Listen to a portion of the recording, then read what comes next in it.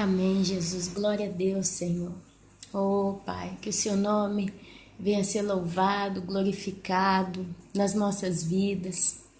Que nós possamos, Senhor, ser bênção diante dos olhos do Senhor. Que nós possamos, Senhor, preservar as nossas vidas para que a Tua glória seja engrandecida nelas. Que o Senhor possa realmente nos dar entendimento nesses dias, que o Senhor possa nos dar paz, que o Senhor possa nos dar sabedoria, que o Senhor possa tirar de nós os nossos pensamentos de preocupação com essa terra, com essa vida. Por mais que nós temos problemas, por mais que nós temos coisas que nos intrigam todos os dias, uma coisa eu sei, o teu povo está cansado, fatigado, Senhor, mas Tu és o nosso descanso. E que a Tua glória, através do Espírito Santo, não saia das vidas, nem minha, nem da vida dos irmãos, Senhor, não saia das nossas vidas, Pai.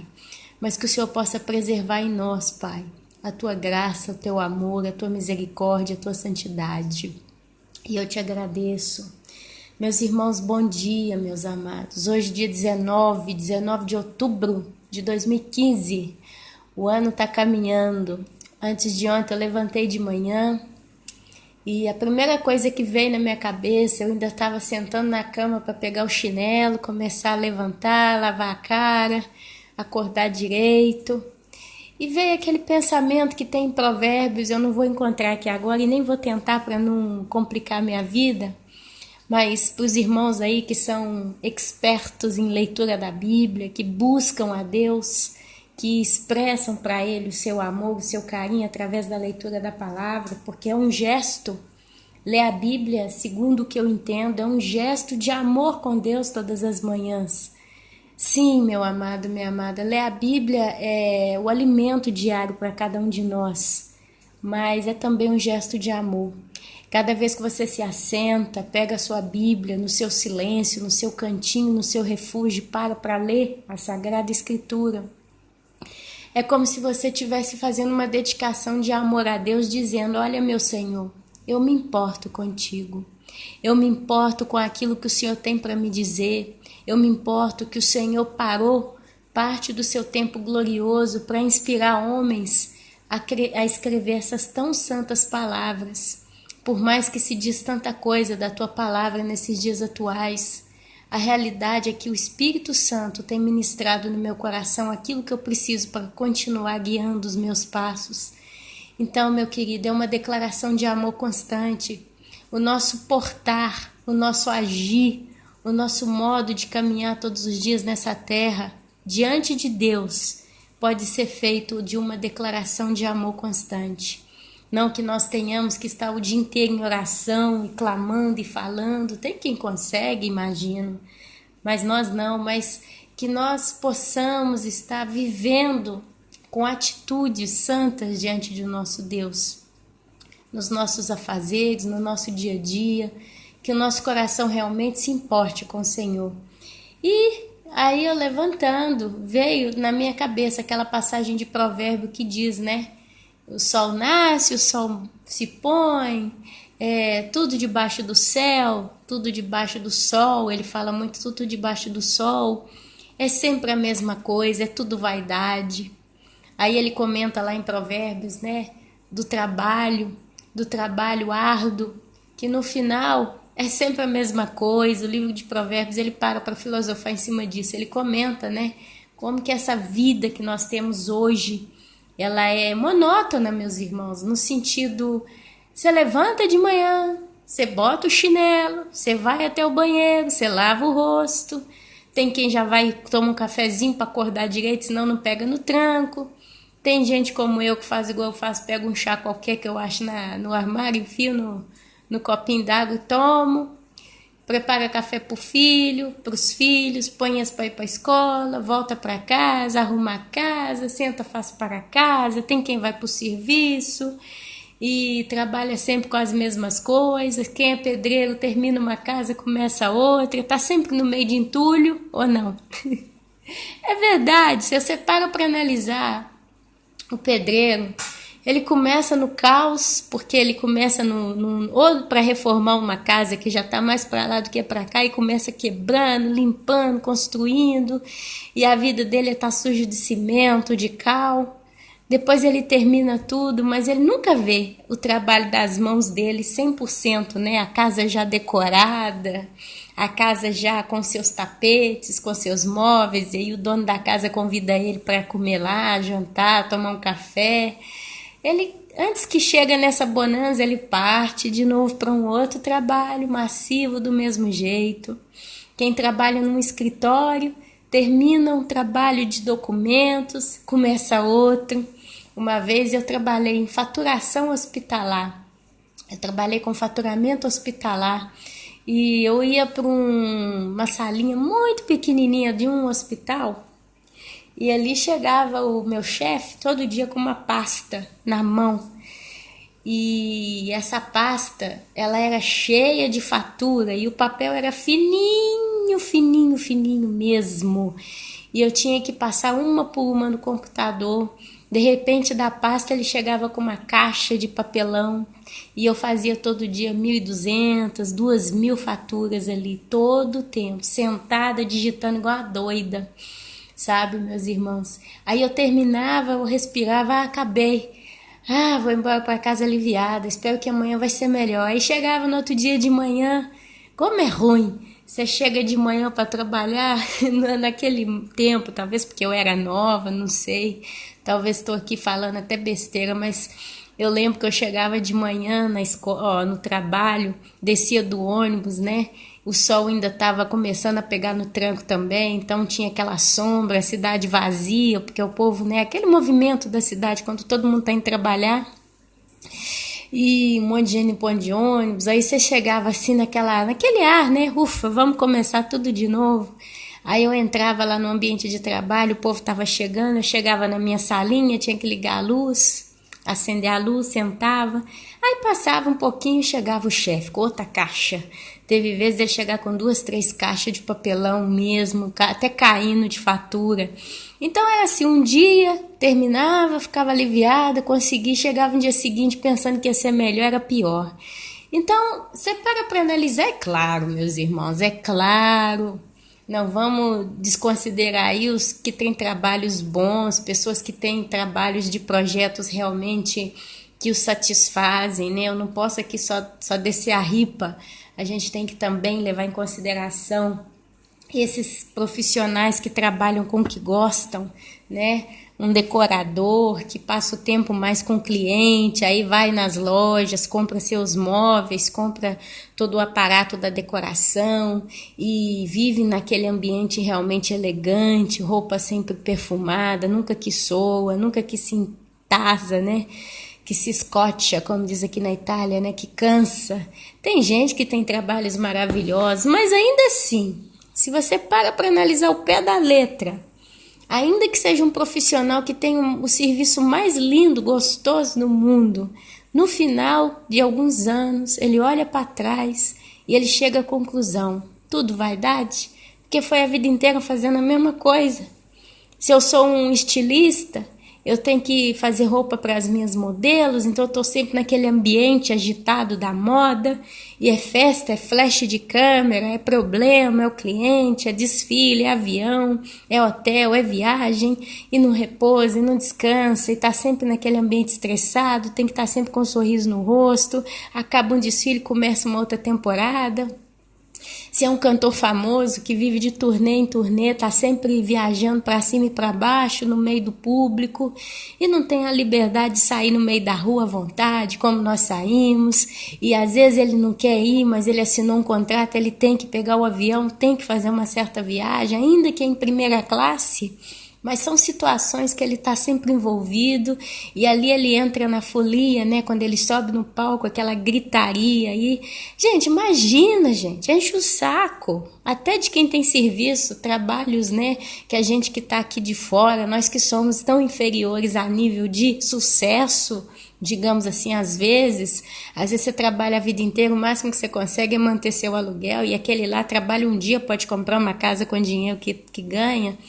Espero que eu não estou fazendo confusão no meu discurso, mas Começa e termina, começa e termina, a vida é sempre a mesma debaixo do sol. E eu pensei isso, foi um negócio que veio na minha cabeça. E aí, de repente, veio uma conclusão disso. A única coisa, meu amado, minha amada, que para quem tem a Cristo como Senhor e Salvador e não vira monotonia, é conhecer esse Deus poderoso, né? Esse Jesus lindo que veio para nós. É a única coisa que não é a mesmice. Se você para analisar, quando você tem experiência com Deus, quando você busca a Deus, quando você tem vida com Deus, cada dia tem uma novidade. Cada dia tem um renovo. Porque Deus é vida. Basta você olhar lá para fora. Não tem nada que se repita com monotonia vindo de Deus. Você vê as plantas, você vê as espécies, não tem como catalogar as espécies de flores, as espécies de aves, as espécies de mamíferos, de peixes, as profundidades dos oceanos, né, que são 2 ou 3, sei lá. Se você entra para explorar uma floresta, você vai aí na floresta amazônica, os pesquisadores estão sempre encontrando novas plantas, novas ervas, animais exóticos. Se o homem aponta um satélite, um telescópio para o espaço, ele nunca vê a mesma coisa.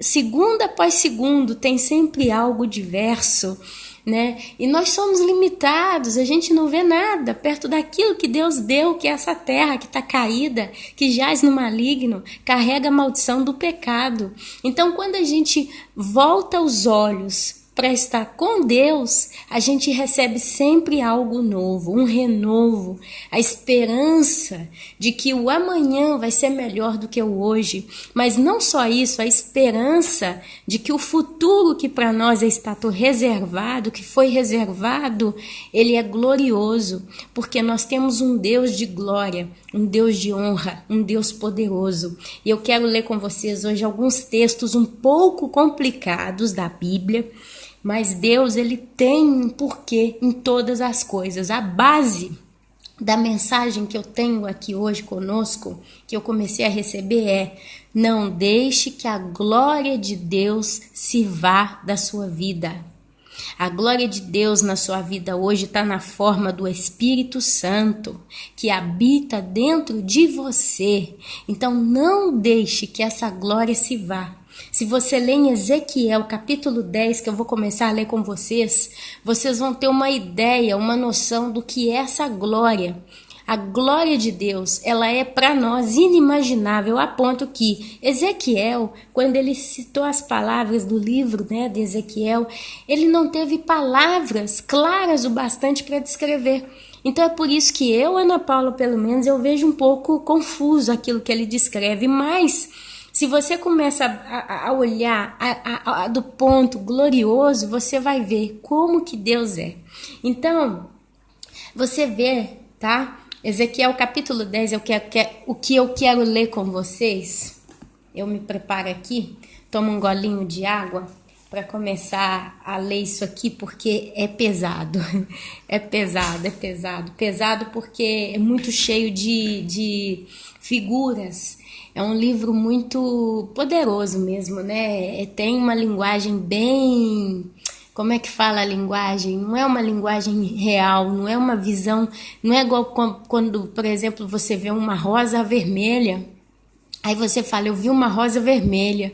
Quem escuta entende, uma rosa vermelha é uma flor chamada rosa e é vermelha. E você consegue visualizar direitinho aquela rosa, até se a pessoa falar ela estava fechada, ela estava desabrochada, você está habituada a ver, né, determinada coisa. Mas se eu viro para você e falo assim, olha, eu vi uma coisa que parecia uma flor, mas era uma flor que não era uma flor, mas ela tinha algo como pétalas, e suas pétalas não pareciam pétalas, mas eram como pedras de jaspe, e cada uma era aberta de um modo tal, de um jeito tal. Quer dizer, você já começa a imaginar uma flor como uma pedra, e não sei o que, e no final você não consegue visualizar a coisa como ela é realmente. né? Então você imagina uma flor em forma de uma flor que as pétalas eram de pedras de jaspe, e aí você vai tentar até entender o que é essa pedra de jaspe, como que ela é verde, é viola, é vermelha, é branca. Quer dizer, então gera essa sensação de caos, essa sensação de incompreensão dentro do nosso cérebro. Isso aqui está diante dos nossos olhos no capítulo 10 de Ezequiel. Mas ainda assim a gente consegue imaginar algo glorioso. Poxa, uma flor que não é uma flor, que tem uma pétala assim, que parece uma pedra preciosa, ou já falou pedra preciosa, deve ser algo muito glorioso. Então, meus amados, por que eu quero ler isso? Porque Ezequiel 10, depois capítulo 10, depois todo o capítulo 10 de Ezequiel, ele mostra a glória de Deus. Ezequiel, ele viu com seus próprios olhos a glória de Deus. Ele tentou traduzir isso para nós, mas a gente vai entender aqui que essa glória, ela abandonou o templo que foi construído pelo rei Salomão, ok? Foi o primeiro templo construído pelo rei Salomão, que foi cheio da glória de Deus. A Bíblia fala, depois que eles terminam, né, a construção, parece que já ainda com Salomão, eles têm Deus, ele mostra para eles que a partir daquele momento ele estaria ali no meio do povo, tá? E aí desce a fumaça. Mas vamos ler aqui, que aí a gente vai direto ao assunto. Olha, capítulo 10 de Ezequiel. Isso aqui foi Ezequiel tendo essa visão. Olhei e eis que no firmamento ou no céu, ok? Que estava por cima da cabeça dos querubins. Ele se refere aqui a princípio a querubins. Apareceu sobre eles uma como pedra de safira. Então, uma como pedra de safira. Não era exatamente uma pedra de safira, mas era algo como uma pedra de safira, semelhando a forma de um trono. Então a gente já entende que seria um trono, mas ele diz semelhando a forma de um trono. Aqui a gente já entende que seria um trono como uma pedra de safira, para simplificar a vida. E falou ao homem vestido de linho, dizendo, esse homem vestido de linho parece ser também um querubim, ok? Mais lá para frente a gente vai, ou um anjo ou um querubim, mas aqui ele refere a ele a um homem vestido de linho. O linho na Bíblia é sinônimo de uma veste santa, o linho é branco, né? Aqui no caso, dizendo, vai por entre as rodas até debaixo dos querubins, tá?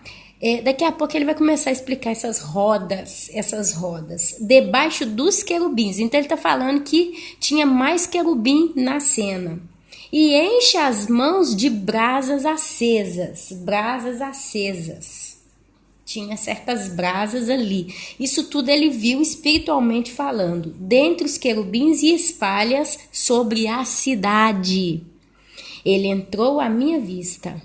Então ele entrou, esse homem, encheu a mão de brasas e as espalhou sobre a cidade. Daqui a pouco a gente vai entender que coisas são essas brasas, pelo que a Bíblia nos ensina. Os querubins estavam ao lado direito da casa. Essa casa, imagino eu, que era o templo. O templo construído pelo rei Salomão. Posso estar errando, de grande, mas aqui está falando tudo lá na frente, que essa glória sai desse templo. Então eu imagino que essa casa era isso, olha. Quando entrou o homem e a nuvem encheu, quando entrou o homem e a nuvem encheu o átrio interior. Então essa casa era o templo, tá falando aqui do átrio. Se você vai no livro de Eclesiastes, qual é o livro que fala da construção do templo? Você vai ver lá, por exemplo, 2 Samuel, Reis, no 1 Reis, eu acho que é lá, se fala da construção do templo. Ali você vai ver a divisão do templo, o átrio interior, o átrio inferior, o átrio superior, o átrio daqui, átrio dali, não sei o que, né? O santo dos santos, o lugar, o santo dos santos. Então isso aqui você tem que ler a Bíblia para você ter uma ideia do que ele está falando. Eu estou tentando passar por alto, mas você tem que pegar e ler a Bíblia inteira, senão fica perdido. Mas vamos lá que Deus é grande, Ele nos dá força aqui. Então esse tal desse querubim, ele entrou, né, e a nuvem encheu o átrio interior. Olha, quando o povo saiu do Egito, né, os 40 anos no deserto com Moisés, a Bíblia conta que de noite uma nuvem cobria o povo. De dia uma nuvem cobria o povo e de noite colunas de fogo os acompanhava. A Bíblia fala também que teve um momento que a glória de Deus, ela desceu em forma de fogo e um pouco antes de abrir o Mar Vermelho, parece antes deles atravessarem, Deus ele selou com fogo entre o povo e os soldados egípcios. Tem alguns filmes até que mostra isso, não sei. Mas a Bíblia fala também que quando eles construíram as cabanas, né, eles no deserto, eles não construíram um templo de tijolo, de pedra, eles construíram cabanas. E ali eles fizeram o tabernáculo, né, que era uma cabana grande, simplesmente falando, ela era toda cercada, mas era tudo com pano, né, com o material que eles tinham. E diz que desceu a chamada Shekinah, também conhecida como a glória de Deus. Eles terminaram a construção, eles se consagraram como Deus pediu. Você vai ler isso, acho que em Êxodo, tem que pesquisar, deixa aí os chavões para os irmãos. Mas ali diz que eles ofereceram para Deus o primeiro, acho que sacrifício, e ali desceu o fogo do céu e a Shekinah de Deus encheu aquele tabernáculo. Vocês vão ver também mais tarde a Shekinah de Deus enchendo o templo. Então virou uma fumaça, uma nuvem. Toda vez que a gente ouve falar então dessa nuvem, né, essa fumaça no templo, isso aí é a glória de Deus. Quando Moisés subiu ao monte para pegar os 10 mandamentos, as leis, tinha também, parece que o monte ardia em chamas, quer dizer, era a presença da glória de Deus ali que tratava com Moisés. Você vê também quando ele, antes dele salvar o povo do Egito, ele viu a sarça ardente, né? Então era uma árvore que pegava um fogo que não a consumia, era a presença da glória de Deus. Então toda vez que a gente vê esses termos, a gente entende que é a presença da glória de Deus. Lembrando que Deus é onipresente. Deus ele está em todos os lugares ao mesmo tempo. Certa vez eu entendi que é como se Deus fosse um organismo vivo. De certo modo, isso aí a gente entra muito em profundidade, mas é como se todas as coisas criadas, elas estivessem diretamente conectadas ao Criador, de modo que ele tem controle total de todas as coisas, ele vê tudo, ele sabe tudo, ele sente, ele observa tudo, ok? Mas vamos deixar isso aqui para uma outra conversa, senão eu complico a vida. Mas, então, quando entrou o homem e a nuvem encheu o átrio interior, ok? Então se levantou a glória do Senhor de sobre o querubim, indo para a entrada da casa. Olha, o querubim estava do lado direito da casa e quando entrou o homem e a nuvem encheu o átrio interior. Aqui está falando que a nuvem da glória de Deus nesse momento estava no átrio interior.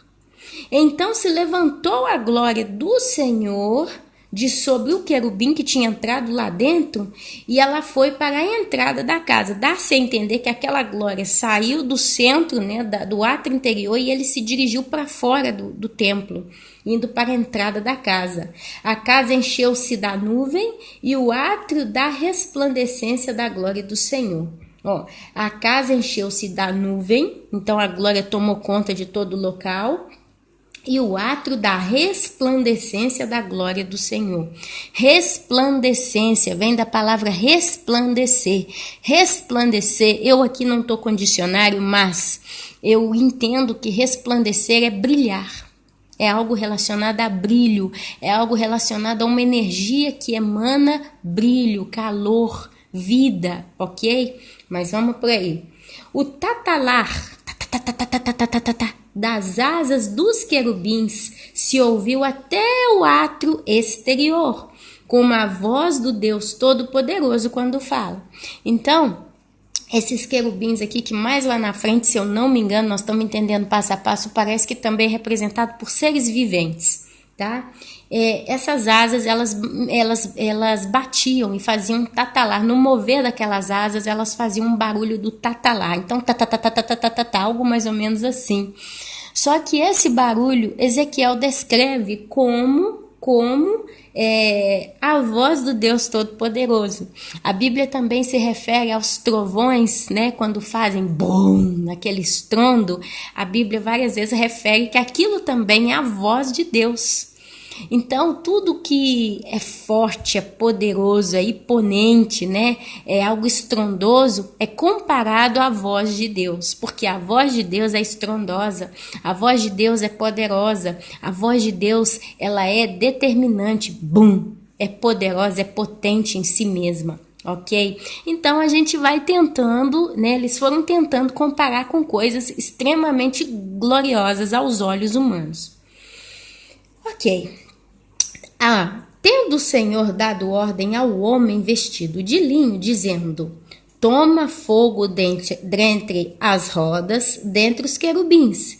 Ele entrou e se pôs junto às rodas. Então estendeu um querubim a mão de entre os querubins para o fogo que estava entre os querubins. Tomou dele e o pôs nas mãos do homem que estava vestido de linho, o qual tomou e saiu.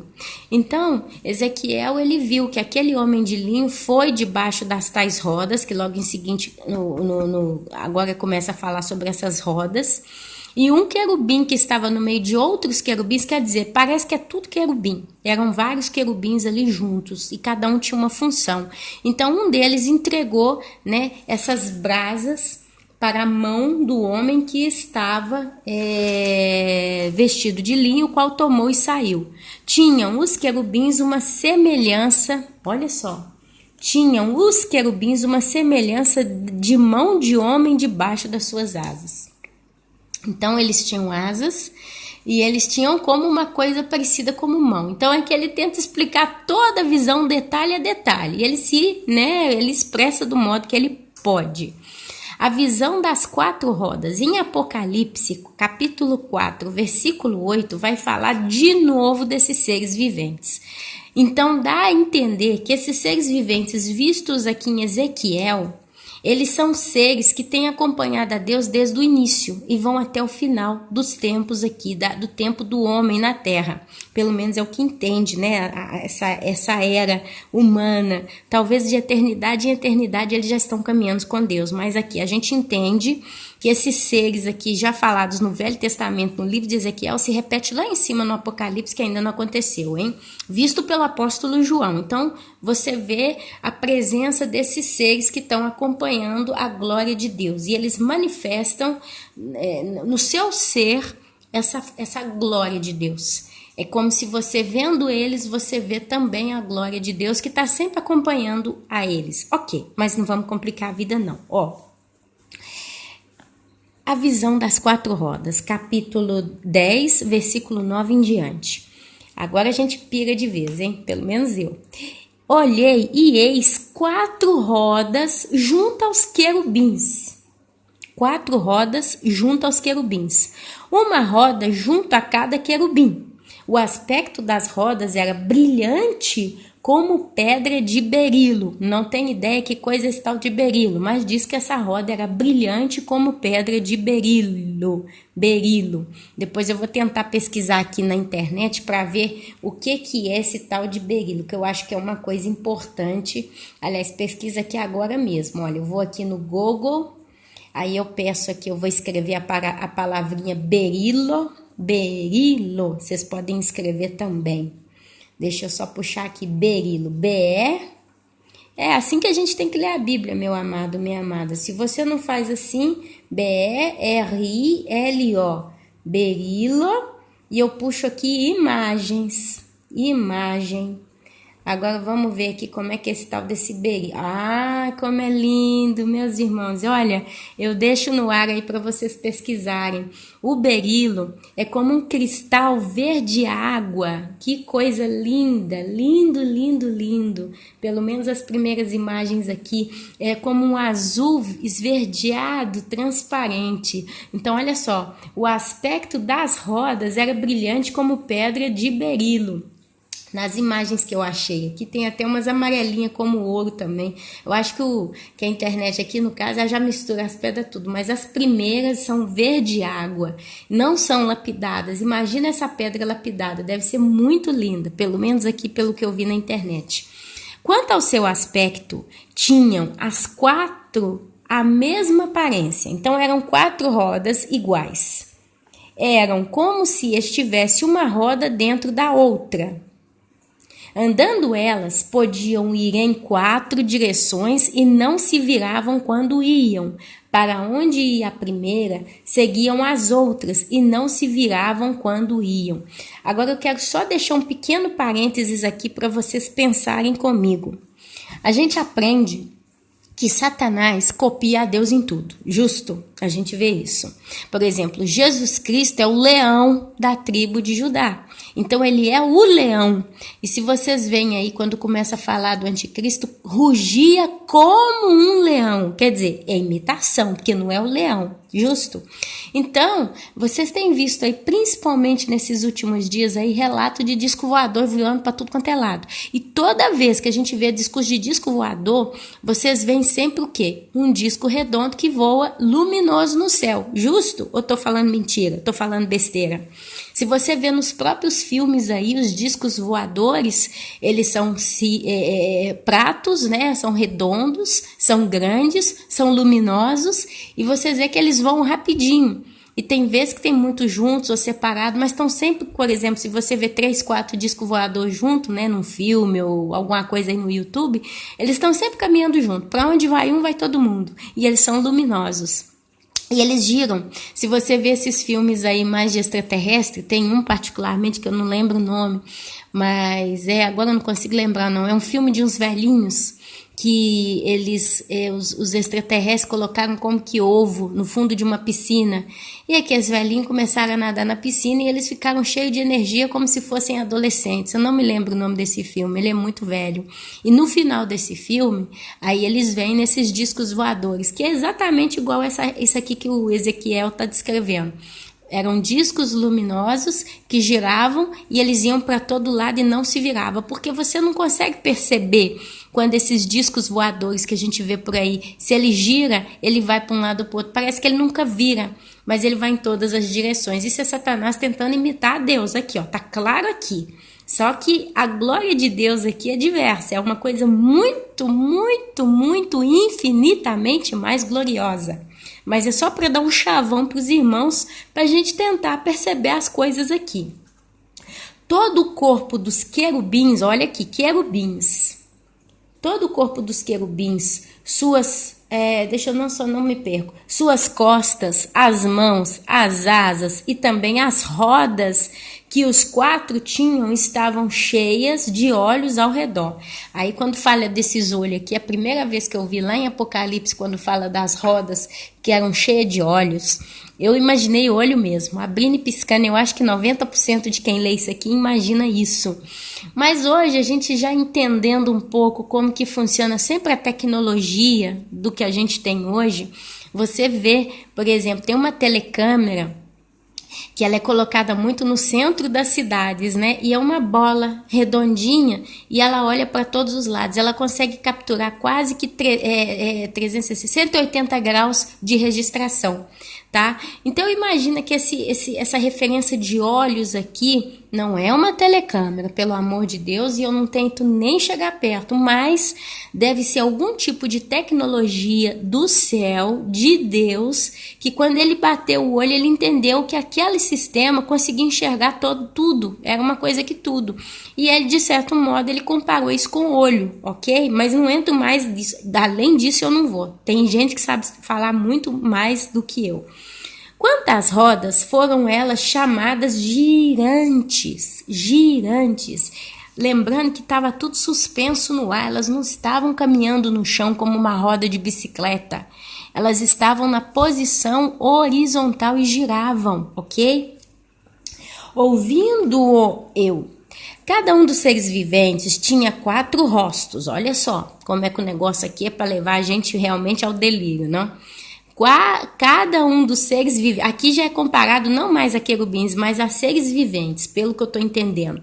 Cada um dos seres viventes tinham 4 rostos. O rosto do primeiro, olha só, aí já começa. O primeiro diz que são seres viventes e diz que cada um deles tinham 4 rostos. Ok, aí começa. O rosto do primeiro era rosto de querubim. O do segundo, rosto de homem. O do terceiro, rosto de leão. E do quarto, rosto de águia. Quer dizer, aqui eu, Ana Paula, não consigo entender se um ser vivente só, junto com outros, tinha ele só 4 rostos, ou se eram 4 seres viventes, cada um com um rosto. Aqui eu realmente não entendo e nem quero aprofundar para entender, não.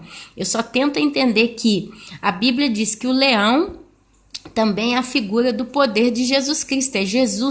Jesus é o leão, né? A águia voa alto, né? Aqui fala rosto de homem, aqui fala rosto de querubim. Eu não vou nem ser louca de falar que isso aqui é a imagem de Jesus. Pelo amor de Deus, eu não compreendo essa palavra. Então eu não vou ser louca de chutar o pau aqui e falar, isso aqui é Jesus, é a imagem de Jesus. Não. Mas a Bíblia fala que esses refletiam a glória de Deus. E a Bíblia diz que Deus, Jesus Cristo e o Espírito Santo são um só. Então eu acredito que eles trazem, porque não, eles ainda existem, eles também estão ainda, né? Mas eu acredito que eles trazem a imagem da potência, da glória de Deus. Eu vou tentar levar isso aqui para um exemplo muito, muito chulo, mas só para a gente tentar entender. Quando você vê uma pessoa que é americana, tá? Ela nasceu nos Estados Unidos e você tá andando na rua, por exemplo, você talvez que mora no Rio de Janeiro e vê muito turista, você já deve saber distinguir, esse aqui é americano, esse é francês, esse é japonês. Por quê? Quando você vê um americano, você vai ver eles muito com certos tipos de roupas que você bate o olho e fala, esse aqui não é nem brasileiro, não é nem italiano, não é francês, porque o jeito de vestir dá para entender. Mas aí você olha pro rosto dessa pessoa, se ele é americano mesmo, nascido, né? Às vezes ele é branco, que tem a pele meio rosada, né? Então você bate o olho e fala, esse cara é americano. Aqui na Europa, a gente que acaba vendo, eu falo por mim, porque eu tive a oportunidade de ver isso com os meus olhos. Por exemplo, quando eu vejo uma pessoa europeia, hoje eu já consigo distinguir, esse é italiano, esse é inglês, esse é francês, esse é alemão. Porque você vê característica naquela pessoa, o modo de vestir, por exemplo, o italiano, hoje eu não sei se está tanto assim não, mas quando eu cheguei na Itália, 9 anos atrás, eu levei um baque. Porque o italiano ele é muito elegante no seu vestir. Então eles gostam muito de pôr terno, até para ir na praça de manhã, na segunda-feira, para sentar lá, para fofocar, eles botam terno e gravata. A gente vê muito disso.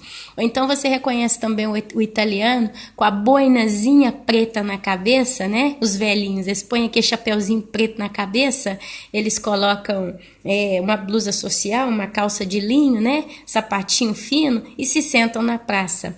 Eu vejo isso. Ou então as velhas italianas, você também vê-las, as viúvas com vestido preto, as canelas de fora, às vezes está fazendo um frio, e as mulheres tudo com as pernas de fora, com a meia calça fininha, o sapatinho, e bota aquele paninho na cabeça também preto.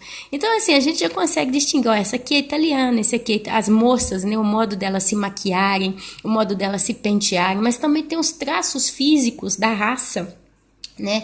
Então a gente consegue, o japonês, você bate o olho, você entende, esse aqui é um japonês. Aqui, por exemplo, eu vejo o chinês ele é mais parecido fisicamente do que o japonês. O japonês ele já tem os traços menos fortes comparado a um chinês, né? Então, assim, de algum modo, a gente bate o olho, a gente consegue distinguir a raça, o indiano, né? Então, eu imagino, mas isso eu tô falando, gente, de um modo muito pobre mesmo, mas justo para a gente ter uma noção do que, quem sabe, é isso aqui que está sendo passado para nós. Esses 4 seres viventes, também representados como chamados ora querubim, ora seres viventes, eles traziam com eles a imagem da glória de Deus. E a própria glória de Deus os acompanhava. É como se eles estivessem escoltando, a palavra é isso? Quando, por exemplo, tem uma pessoa muito famosa e aí tem os guardas de segurança que vão com aquela pessoa, né, acompanhando, escoltando, qual que é a palavra? Que me fugiu. Mas é mais ou menos assim que eu, Ana Paula, consigo entender muito de longe isso, mas eu creio que é algo muito mais profundo, tá? Então, por isso que fala, olha, quantas rodas foram elas chamadas girantes? Ouvindo-o eu. Então, ele ouviu que aquelas rodas eram chamadas rodas girantes. Tinha um nome para aquele aparato, tinha um nome para aquele tipo de sistema. Rodas girantes, ok.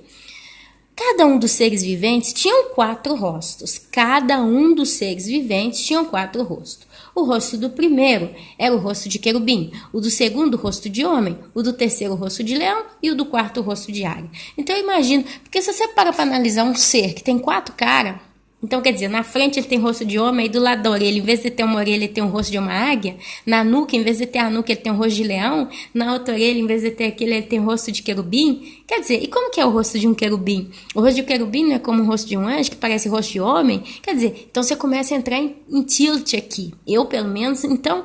Eu acho que é até feio, né? Você vê um ser assim. Mas, ao mesmo tempo...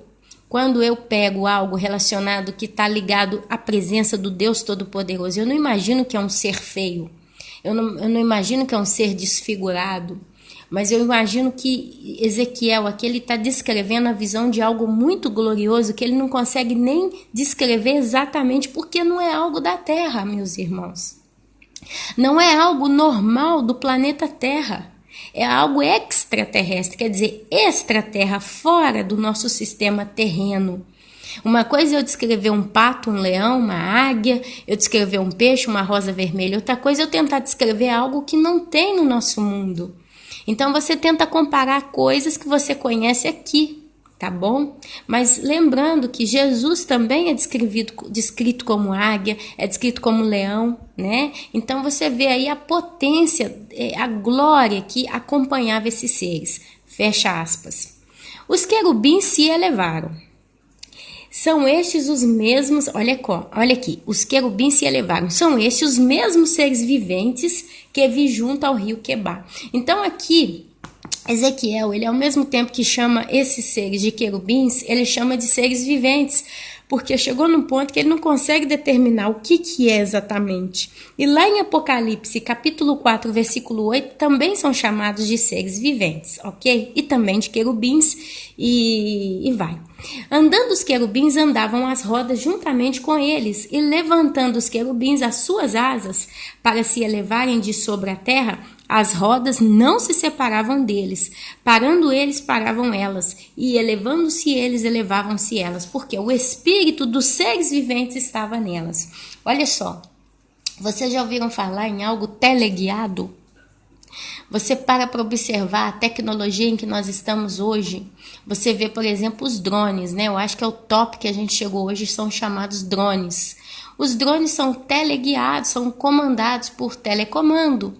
Mas a gente vê nos filmes aí de ficção científica coisas controladas pela mente. Homens que conseguem controlar máquinas com a mente. A gente vê muito filme de ficção científica e eu lembro para vocês que é Satanás sempre tentando imitar a Deus. Ou vocês acham que Deus não tem uma tecnologia celestial, que eu acho que é assim que nós poderíamos descrevê-la, que com a própria mente, o espírito, né, a vida daquele ser não pode controlar determinada tecnologia sem ter que tocar um botão, um telecomando, um controle remoto, alguma coisa? Então, por isso que Ezequiel fala, porque o espírito dos seres viventes estava naquelas rodas. Então, aquele transporte, lembrando que teve um profeta que também foi elevado ao céu com uma carroça com rodas de fogo, não é isso? Então eu acho que tá tudo ligado aí, essa tecnologia tá toda ligada, né? Carro de fogo, né? Um carro de fogo, o que nos lembra? Uma carroça? Não, um carro de fogo. Um carro porque transporta de fogo, porque é luminoso. Levou o profeta, quem que foi o profeta que foi levado aos céus? Eu não me lembro, não vou chutar aqui com vocês não. Mas ok, justo para falar um pouquinho dessa parte, e eu escrevi na minha Bíblia o seguinte, olha, agora que eu acabei de ler, eu escrevi assim, olha, parece assustadora a descrição desses seres viventes, mas imagino que são sobremaneira belíssimos. Eu, Ana Paula, eu imagino que eles são muito belos. Creio também que os olhos, as rodas, são uma tecnologia do céu, de Deus, pois vemos o inimigo, sempre Satanás, tentando imitar a Deus com os discos voadores, né? os OVNIs, os discos luminosos. Então a gente vai puxando, lembrando que Satanás ele não veio da terra, Satanás ele conhece a tecnologia do céu. Ele viu o que é a glória de Deus, ele viu esses querubins, ele viu esses seres viventes, porque ele também esteve na glória de Deus, tá bom? A glória de Deus abandona o templo. Aí a gente vai perceber que toda essa pompa que relata os versículos anteriores, na realidade, ele vai para ser base no que está falando aqui agora, que é onde a gente entra. Então, versículo 18, capítulo 10. Então saiu a glória do Senhor da entrada da casa e parou sobre os querubins. Essa glória parou sobre os querubins. Os querubins, então, o que fizeram? Levantaram as suas rodas, pararam à entrada da porta oriental da casa do Senhor e a glória do Deus de Israel estava no alto sobre eles. Literalmente, a glória de Deus, ela saiu do templo. Aqui é isso que está se descrevendo. São estes os seres viventes que vi debaixo do Deus de Israel, junto ao rio Quebar. E fiquei sabendo que eram querubins. Olha aqui ele conclui que esses seres viventes eram querubins. Ele ficou sabendo. Cada um tinha 4 rostos e 4 asas e a semelhança de mãos de homem debaixo das asas. A aparência dos seus rostos era como rostos que eu vira junto ao rio Quebar. Tinham o mesmo aspecto, eram os mesmos seres, cada qual andava para a sua frente. Amém? Isso foi um resuminho aqui no finalzinho que ele fala. Que no final esses seres viventes, que tanto a Bíblia fala, eram querubins. Ok, meus amados? Então aqui descreve na prática Ezequiel tendo uma visão que a glória de Deus sai do templo. Agora olha só que coisa curiosa. Ezequiel, se você ler o livro de Ezequiel, ele é escrito num período em que Deus já tinha levado o povo para o exílio da Babilônia. Deus já tinha levado o povo para o exílio da Babilônia, ok? Aqui, ó, ele avisou os judeus na Babilônia que eles ficariam ali por um longo período. Os exilados na Babilônia moravam em casas próprias, alguns deles ficaram ricos. O templo de Ezequiel menciona ainda, não foi construído. Então aqui, Ezequiel ele foi escrito nesse período. Olha, ele estava na Babilônia com os judeus cativos pouco antes da invasão da sua terra natal. Quer dizer, a Babilônia invadiu Israel de várias vezes. Ele não foi de uma vez só e levou tudo. Foram, parece que 3 vezes que os reis babilônios eles foram invadindo Israel e foram devastando tudo. A última leva foi quando eles destruíram completamente o templo. Então Ezequiel ele profetiza aqui já num período e ele fala que esse exílio, né, o ato do povo judeu ter sido exilado da Babilônia, teve guerra, teve morte, teve opressão, a gente tem falado sobre isso esses dias todos, e agora a visão que ele tem aqui, a visão das brasas de fogo, a visão das 4 rodas, a glória de Deus abandonando o templo, é uma sequência espiritual do que está acontecendo no físico. Porque Deus ele diz que se o povo de Israel não obedecesse às leis, os mandamentos de Deus, Deus iria se afastar deles. E aqui Deus dá para Ezequiel uma visão espiritual, do mundo espiritual, literalmente da glória de Deus saindo do meio do povo. E aqui para concluir, a gente lê aqui, ó, a visão de Isaías e o seu chamamento. Olha só para vocês verem como é que a Bíblia explica ela mesma. E olha que eu não sou teóloga, eu não sou uma pessoa que sabe achar os textos todos aqui. Isso aqui é misericórdia de Deus mesmo na nossa vida. Olha, no ano da morte do rei Urias, eu vi o Senhor assentado sobre um alto e sublime trono, e as abas de suas vestes enchiam o quê? O templo. Isaías, quando ele profetizou, eles ainda não tinham passado pelo exílio babilônico, hein?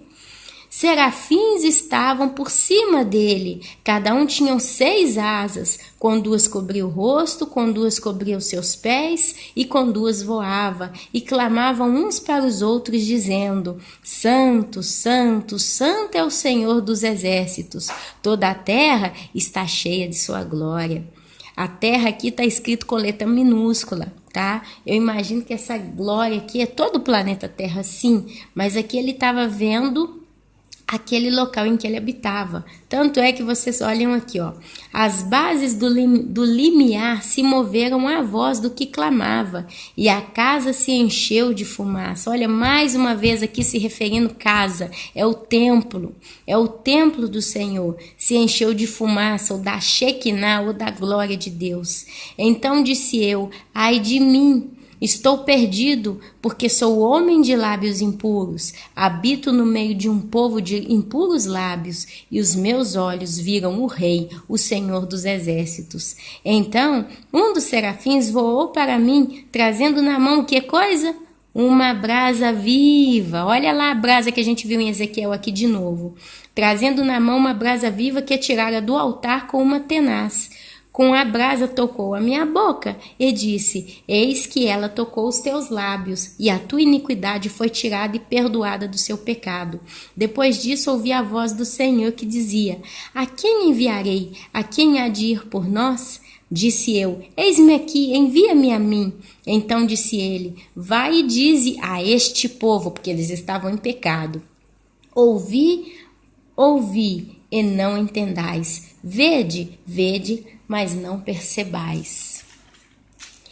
Torna insensível o coração deste povo, endurece-lhes os ouvidos e fecha-lhes os olhos, para que não venha ele a ver com os olhos, a ouvir com os ouvidos e a entender com o coração, e se converta e seja salvo. Então Deus aqui ele fala para esse povo não se arrepender. Deus ele literalmente lançou isso sobre o povo. Então disse eu, Isaías, até quando, Senhor? E ele então responde, até que sejam desoladas as cidades e fiquem sem habitantes. As casas fiquem sem moradores, e a terra seja de toda assolada, e o Senhor afaste dela os homens, e no meio da terra seja grande o desamparo. Mas se ainda ficar a 10ª parte dela, tornará a ser destruída, como terebinto e como carvalho, dos quais depois de derribados ainda fica o toco, assim a santa semente é o seu toco. Meus irmãos, Isaías profetizou no tempo para Ezequiel, porque Ezequiel ele conta exatamente o que aconteceu aqui, até que as cidades sejam desoladas, e foi a Babilônia que desolou tudo, ela acabou com tudo. Então essa brasa aqui, né? Olha, Deus aqui ele pôs uma brasa na boca de Isaías, e aquela brasa o purificou de seus pecados. Eu não quero dizer o que é essa brasa, mas eu entendo aqui, lendo essa palavra, que essa brasa veio do altar do Senhor e abriu os olhos do profeta Isaías, abriu o entendimento e o purificou, porque o fogo de Deus é quem nos purifica, ou o sangue de Cristo, né? Então esse fogo daquela brasa que veio do altar do Senhor trouxe então condição para o profeta começar a trabalhar na obra de Deus. E ele então enxergou e reconheceu, eu sou um homem de lábios impuros. E ali então Deus continuou conversando com ele, né? Depois disso ouvi a voz do Senhor que dizia, a quem enviarei e a quem há de ir por nós? Se todo mundo é pecador, se todo mundo estava na mesma condição. Aí Isaías fala, eis-me aqui, envia-me a mim. Então disse Deus, e Deus diz para Isaías dizer para o povo, ouve e não entendais, vede e não percebais. É o que está acontecendo também hoje. Você vê muita gente ouvindo a palavra de Deus e não entende.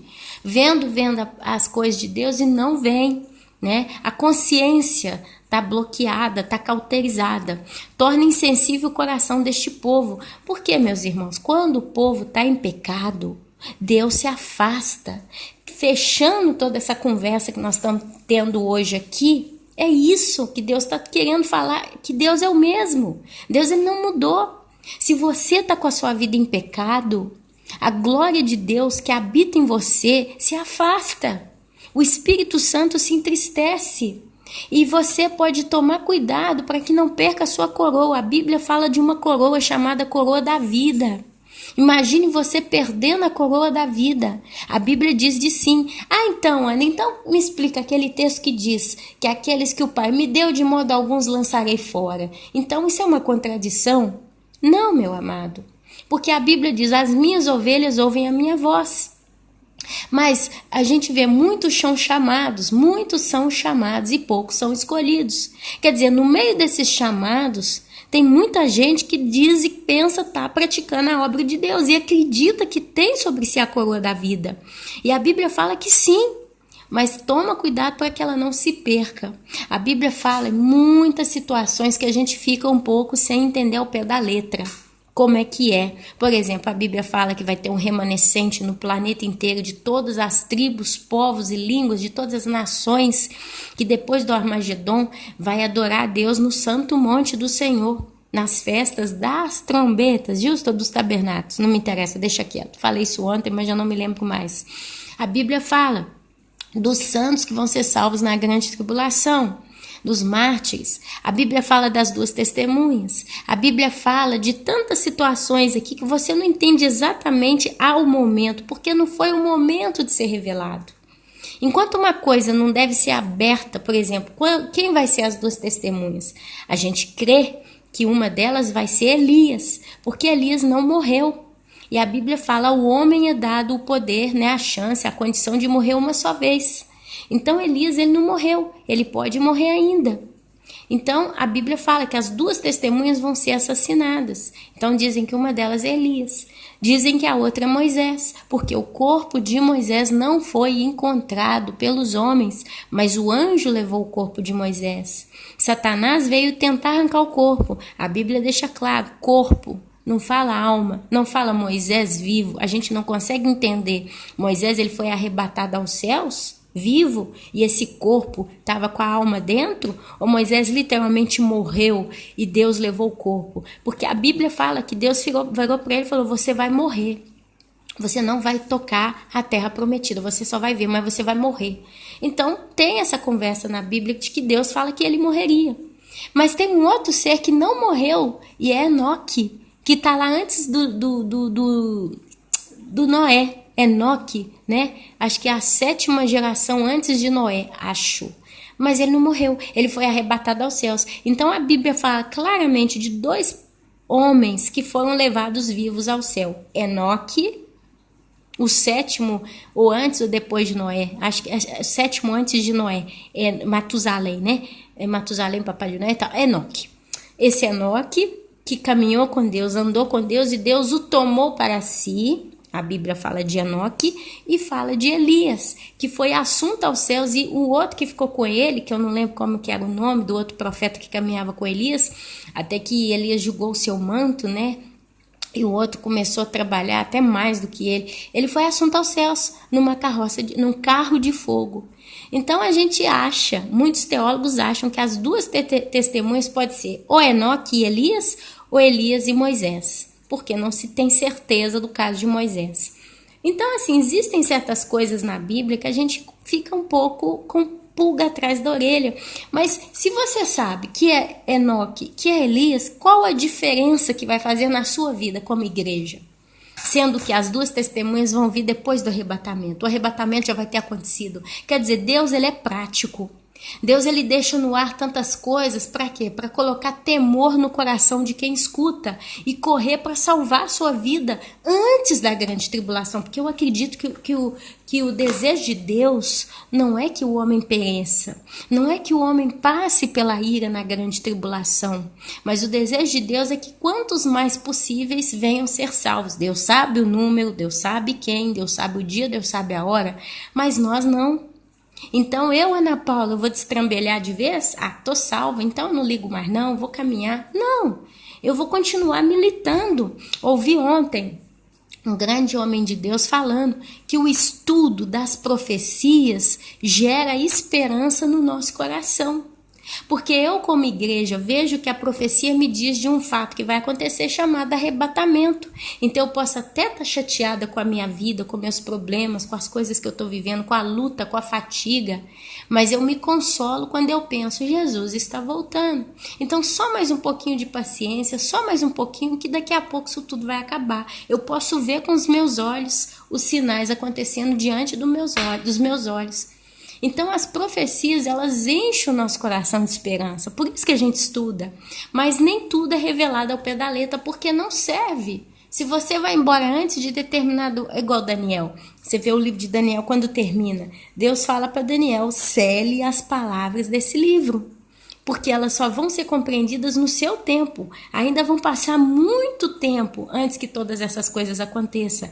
E quanto a você, Daniel, você vai terminar os dias da sua vida, você vai envelhecer, vai morrer em paz e vai se juntar aos seus antepassados. Se você ler lá em Daniel, o último capítulo vai falar sobre isso. Quer dizer, Deus ele descortina certas coisas no seu devido tempo. Foi o apóstolo João, anos e anos, séculos depois de Daniel, que teve a conclusão do livro de Daniel e escreveu o Apocalipse. Os selos, o livrinho e tudo aquilo que Daniel viu, o João concluiu.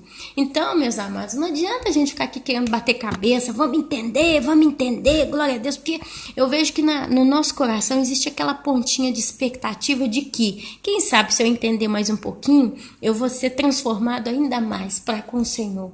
Mas Deus, ele quer que você tenha uma ideia de tudo que está para acontecer, que está acontecendo e que já aconteceu. Mas ele quer o quê? Que a glória dele não saia da sua vida. Hoje não está em forma de fumaça, mas hoje está em forma de quem? Do Espírito Santo. E é essa a nossa atenção principal. A Bíblia fala que nós não podemos entristecer o Espírito Santo.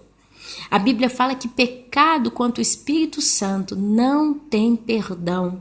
O que é pecado contra o Espírito Santo? Até tentar dar um exemplo aqui já me traz temor no coração, porque a gente tem medo de entristecê-lo, mas eu creio que Deus nos permite, dar uma ideia do que é um pecado contra o Espírito Santo.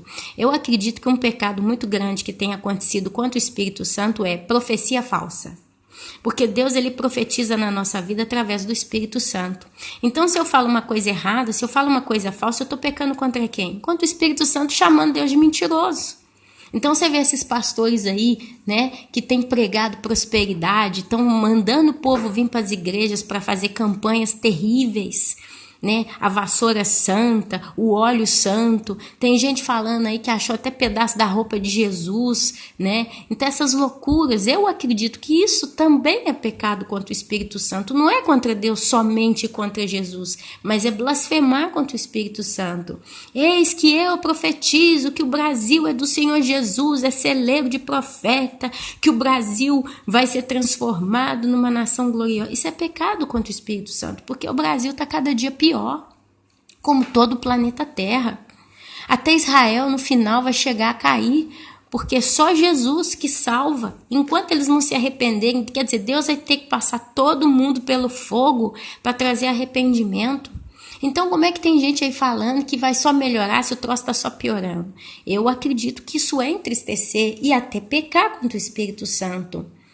Entendeu? Então, assim, isso não levando em outros exemplos aí, quando os gays pegaram a imagem de Jesus Cristo e levaram para as paradas gays, tá? Eu acho que isso também é blasfemar contra o Espírito Santo, porque é através dele que Deus opera no nosso meio, no meio dos homens. E aqui eu não quero nem estender muito exemplo, não, que eu realmente tenho temor em eu mesma, Ana Paula, entristecer o Santo Espírito Santo de Deus na minha vida.